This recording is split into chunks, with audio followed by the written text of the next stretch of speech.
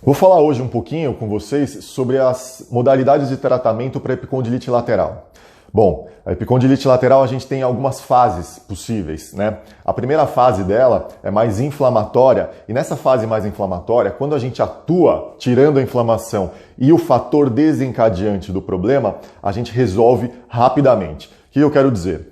Imagina que teve uma sobrecarga muito grande, por exemplo, por um final de semana exaustivo de mudança em casa ou de campeonato de tênis, né? E aí a pessoa teve muito agarre, muito esforço e está com aquela dor. Aquele momento, em geral, é o momento inflamatório, em que não tem alteração estrutural do tendão chegando no osso, não tem alteração estrutural do tendão chegando no epicôndilo lateral. Nesse caso, se a gente der um descanso adequado para essa região, se a gente tirar bem a inflamação, a gente tem um retorno rápido à potência sem dor.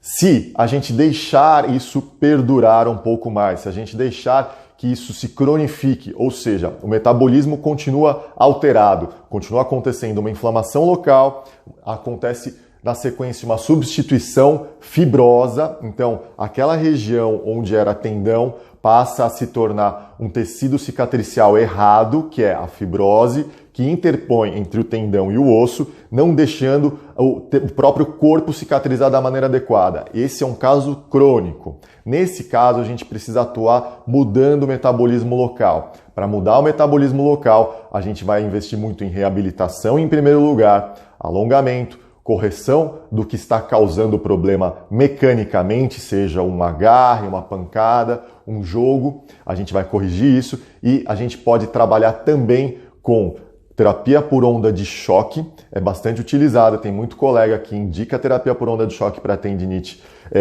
com alteração estrutural, com epicondilite lateral. Por quê? A onda de choque sonoro, ela tem uma vibração na região da inserção do epicôndilo lateral e muda o metabolismo local. Então as células são estimuladas a cicatrizarem melhor a lesão.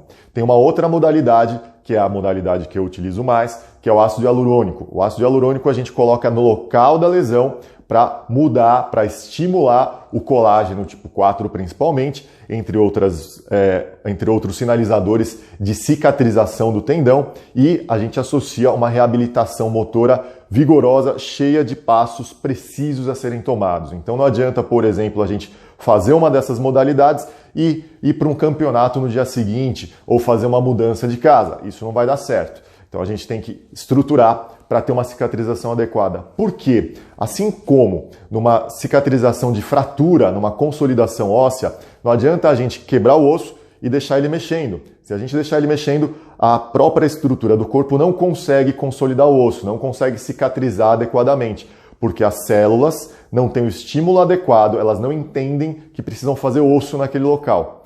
Do mesmo jeito, a gente faz com o tendão. O tendão não precisa ficar imobilizado, como no caso da fratura, que a gente coloca um gesso, coloca parafuso e placa. Não é isso que a gente faz com o tendão.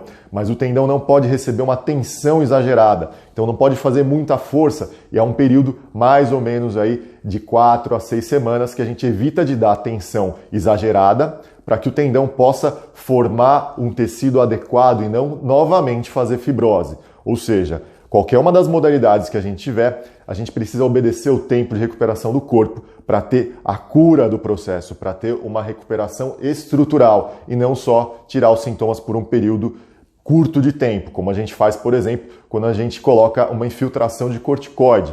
Infiltração de corticoide na região do epicôndilo lateral, numa lesão parcial de tendão, por exemplo, na epicondilite lateral que tem uma lesão parcial, a gente vai favorecer o bloqueio da inflamação, então a dor vai melhorar, mas a gente não vai favorecer o retorno estrutural, a gente não vai favorecer a cicatrização completa. Por isso a gente não está ajudando na cura do processo. A gente está ajudando na melhora dos sintomas por um período curto.